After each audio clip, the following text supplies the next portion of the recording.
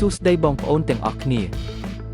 សូមស្វាគមន៍មកកាន់វីដេអូថ្មីរបស់ Finance Advanced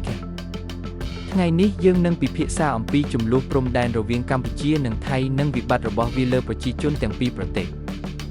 មួយចំនួនព្រំដែននេះគឺជាបញ្ហាវិតម្លៃជាតិដ៏សំខាន់មួយដែលពាក់ព័ន្ធទៅនឹងសិទ្ធិអំណាចលើដីធ្លីជុំវិញប្រាសាទព្រះវិហារប្រាសាទតាមាន់និងតំបន់ជាប់ព្រំដែន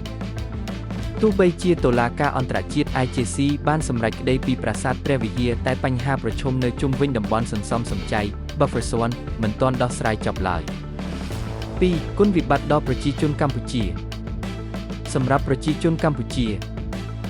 មានភាពភ័យខ្លាចនៃការប្រឈមនឹងអាវុធការបាត់បង់ដីធ្លីធ្វើកសិកម្មនិងរស់នៅការកំណត់ការធ្វើដំណើរនិងជំនួញនៅតំបន់ព្រំដែន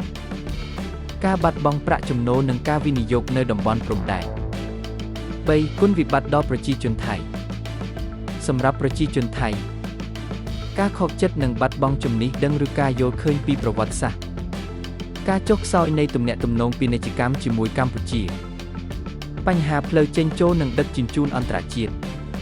ប៉ះពាល់ចំពោះអារម្មណ៍ជាតិនិងការសន្និដ្ឋានសារព័ត៌មាន 4. បញ្ហាផ្នែកសេដ្ឋកិច្ចនិងពាណិជ្ជកម្ម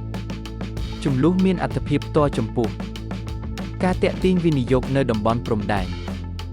គម្រោងអភិវឌ្ឍឧស្សាហកម្មកសិកម្មនិងទេសចរណ៍ការជួញដូរនិងប្រកបអាជីវកម្មរវាងព្រំដែន 5. បញ្ហាសង្គមនិងវប្បធម៌បញ្ហាជាតិនិងវប្បធម៌ក៏អាចកើតឡើងការប៉ះពាល់ដល់ការផ្សព្វផ្សាយវប្បធម៌និងការសិក្សាការបំបែកក្រុមគ្រួសារដែលរស់នៅជាប់ព្រំដែនអារម្មណ៍ជាតិនិយមកើនឡើងដែលអាចបង្កឲ្យមានអំពើហិង្សាឬការបំពាន 6. ផ្លូវដោះស្រាយនិងសង្ឃឹមនាពេលអនាគតគោលជំហរដើម្បីដោះស្រាយវិបត្តិការតាក់ទងនយោបាយអន្តរជាតិដោយមានអាជ្ញាធរពិភពលោកជាអ្នកជំនាញអនុវត្តតាមសេចក្តីសម្រេចរបស់ ICC ដោយស្មោះត្រង់ការផ្សព្វផ្សាយនិងអប់រំប្រជាជនឲ្យយល់ពីប្រវត្តិសាស្ត្រជាក់ស្ដែងជម្លោះព្រំដែនមិនត្រឹមជាបញ្ហាផ្លូវច្បាប់នោះទេវាជាបញ្ហាសង្គមសេដ្ឋកិច្ចនិងបុគ្គលិកលក្ខណៈដូច្នេះយើងគ្រប់គ្នាគួរជួយផ្សព្វផ្សាយសន្តិភាពនិងការយល់ព្រមដើម្បីអនាគតល្អប្រសើរជាសន្តិភាពរវាងប្រទេសភាគីបងប្អូនគិតយ៉ាងដូចម្តេចចំពោះជម្លោះនេះសូមខមមិននៅខាងក្រោមបើមានយោបល់ផ្សេងកុំភ្លេច Subscribe Like និង Share ដើម្បីទទួលបានវីដេអូថ្មីពី Finance Advanced